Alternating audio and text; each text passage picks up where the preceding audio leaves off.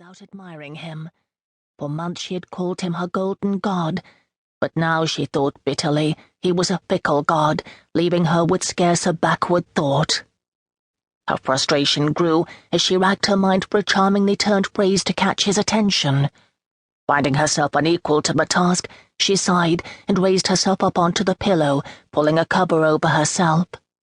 He drew on his white ruffled shirt and turned to look at her. "I must leave, Yvette. I'm promised to meet Blairstock at White's, and I'm already late." "When am I to see you again, my lord?" she asked, half rising to go to him. He stopped her with an impatient wave of his hand and replied with only casual interest, "That is difficult to say. I'm meeting friends in the country for hunting, and shall be absent from London for some time." She sucked in her breath, now wary. He had not told her of his imminent departure from London. He shrugged himself, not without some difficulty, into a coat of superfine blue cloth that fit him very well indeed, and strode over to her. "I trust you will find sufficient to amuse you during my absence," he said, and she could hear the warning in his voice. "I only ask that you not be too indiscreet while you are still in my keeping." A faintly sardonic look passed over his face, making his grey eyes cold and hard. "I don't know what you mean." Her face drained of colour even as she spoke. "Oh, don't you, Yvette? How very strange. I thought you would know exactly what I meant. In any case, we shall discuss the matter upon my return." He picked up his cane and pulled his many-caped cloak around his shoulders and walked to the door. As he let himself out, he said over his shoulder, "Don't, whatever you do, underestimate your value, my dear. You're as fine a possession as any man could wish." He closed the door quietly behind him and was gone. Yvette could hear his retreating footsteps as he took the stairs 2 at a time. "Damn you!" she shouted at the closed bedchamber door, wishing for something to hurl. "All those fine lords, damn them, arrogant crowing peacocks!" As her anger lessened, a frown creased her white brow, and she pursed her lips, now annoyed at herself for her own carelessness. She should have guessed that her capitulation to Lord Riverton would send his boasting, vain lordship to proclaim his triumph. It was a mistake she should not have made, a stupid, ill-timed blunder, but had lost her a very generous protector.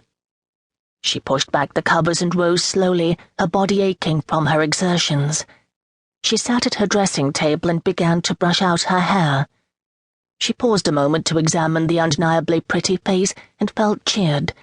Lord Riverton was a rich man and appeared to enjoy her lisping English and her views of life in England, as well as the voluptuous attractions other parts of her offered.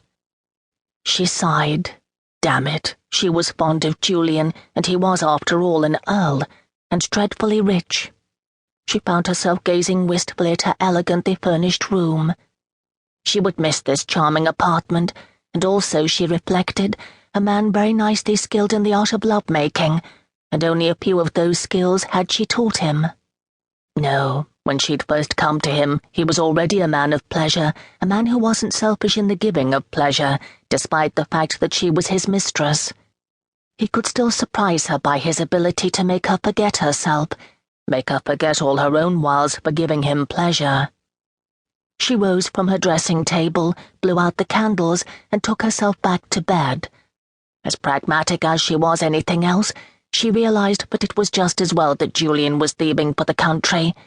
It would give her time to assess Lord Riverton's intentions.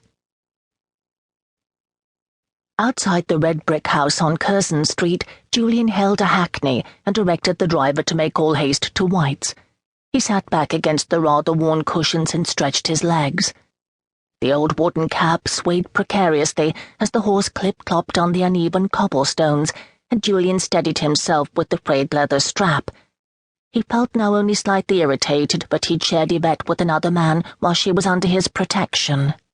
In all honesty, he knew that he had given her scant attention these last few months, his visits infrequent and for only one purpose. He had used her body to escape for brief periods of time from his growing restlessness with himself. Yvette had been his choice recently over the lovely Lady Sarah, as he had found it increasingly difficult to speak with any sincerity at all the words of endearment and affection required of such a liaison. With Yvette he could behave exactly as he wished.